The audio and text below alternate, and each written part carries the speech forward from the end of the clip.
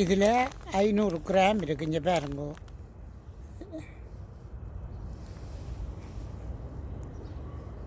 அது தெரியலையே. 500 கிராம் நீங்கள் வேண்டி பார்க்கலாம். இந்த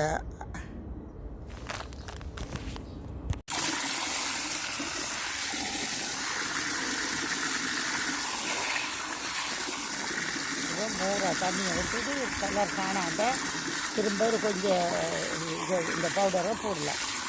இது கரைக்கிறதுக்கு நல்ல வழி.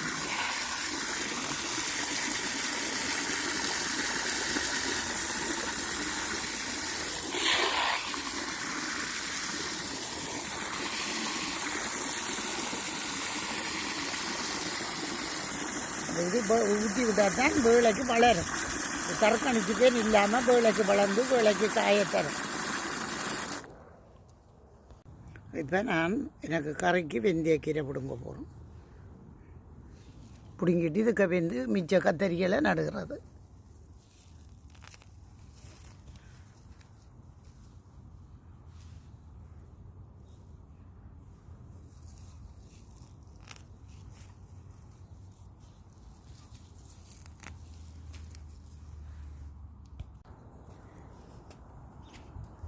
இப்போ இந்த வருஷம் கொஞ்சம் லேட் ஆகுது. அல்லாட்டால் மேயில் வச்சிட வேணும்.